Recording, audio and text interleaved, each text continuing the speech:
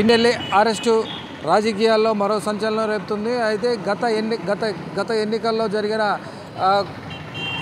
జరిగిన కొన్ని అల్లర్లలో అలానే ఈవీఎం ధ్వంసం కేసులో పిన్నెల్లి రామకృష్ణారెడ్డి అయితే ముద్దాయిగా ఉన్నాడు. అతని మీద కేసులు అయితే నమోదైంది. దానికి సంబంధించి కూడా ఇప్పటి వరకు పిన్నెల్లి రామకృష్ణారెడ్డి ముందస్తు బెయిల్పై ఇప్పటికి బయట ఉన్న నేపథ్యం. అయితే ఇప్పటికి హైకోర్టు ఇప్పుడు ఏదైతే పిన్నెల్లి ముందస్తు బెయిల్ని రద్దు చేయడంతో ఒక్కసారిగా పిన్నెల్లిని పోలీసులు అదుపులోకి తీసుకొని ఎస్పీ ఆఫీస్కి అయితే తరలించడం జరుగుతుంది. పల్నాడు జిల్లా నరసరావుపేటలో ఇప్పటికే పిన్నెల్లిని ప్రకాష్ నగర్లో ఉన్న పిన్నెల్లి స్వగృహంలో పిన్నెల్లిని అయితే అరెస్ట్ చేయడం జరిగింది. వారిని ఇప్పుడు కొంత బందోబస్తు అంటే అల్లర్లు జరుగుతాయనే నేపథ్యంలో కొంత బందోబస్తుతో పల్నాడు జిల్లా ఎస్పీ కార్యాలయానికి అయితే తరలించడం జరుగుతుంది. దాని తర్వాత అంటే మళ్ళీ కోర్టు ముందు ప్రవేశపెట్టి రిమాండ్కి తరలించే అవకాశం ఉన్నట్లుగా కూడా మనకు తెలుస్తూ ఉంది. అయితే గత ఎన్నికల్లో జరిగిన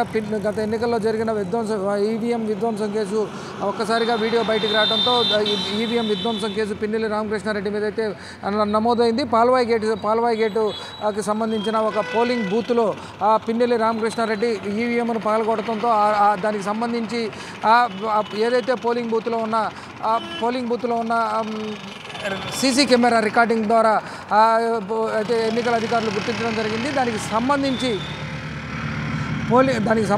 ఆ వీడియో ఆధారంగా పిన్నెల్లి రామకృష్ణారెడ్డి మీద అయితే కేసు నమోదు చేయడం జరిగింది. అలానే మాచర్లలో కొన్ని పోలింగ్ బూతుల్లో జరిగిన కొన్ని ఘర్షణలకు కూడా పిన్నెల్లి రామకృష్ణారెడ్డి ప్రత్యక్షంగా ప్రమేయం ఉండడంతో పిన్నెల్లి రామకృష్ణారెడ్డి అతని సోదరుని మీద కూడా కేసులు నమోదైన నేపథ్యం అయితే ఉంది. వీటన్నిటికీ సంబంధించి ఇప్పటి వరకు కూడా మధ్యంతర బెయిల్ అంటే ముందస్తు బెయిల్ మీద ఉన్న పిన్నెల్లి రామకృష్ణారెడ్డిని ఈరోజు ధర్మాసనం ముందస్తు బెయిల్ను రద్దు చేయడంతో ఒక్కసారిగా పిన్నెల్లి రామకృష్ణారెడ్డిని అదుపులోకి తీసుకోవడం జరిగింది. అయితే ఇప్పుడు మరి కొద్దిసేపట్లో పిన్నెల్లి రామకృష్ణారెడ్డి పల్నాడు జిల్లా ఎస్పీ ఆఫీస్కి అయితే తరలించడం జరుగుతుంది. అక్కడి నుంచి అంటే న్యాయమూర్తి ముందు ప్రవేశపెట్టి పిన్నెల్లి రామకృష్ణారెడ్డిని రిమాండ్కి తరలించే అవకాశం ఉన్నట్లుగా కూడా మనకు తెలుస్తూ ఉంది. అయితే గత ఎన్నికల్లో పల్నాడులో జరిగిన విధ్వంసాలకి పిన్నెల్లి రామకృష్ణారెడ్డి అయితే కారణమని అక్కడ టీడీపీ వర్గీయులందరూ కూడా ఆరోపిస్తున్న నేపథ్యం.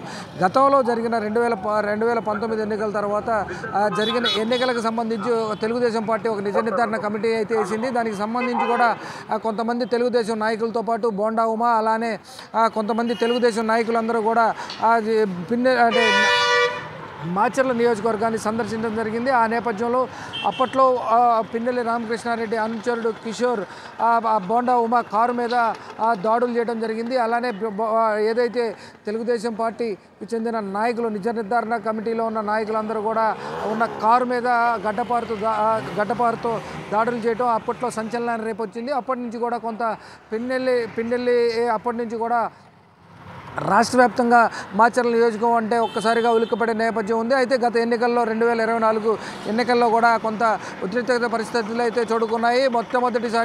మొట్టమొదటిగా కూడా 2024 ఎన్నికల్లో మొట్టమొదటిసారిగా ఈవీఎం ధ్వంసము అట్లానే గొడవలు కూడా మాచర్ల నియోజకవర్గంలోనే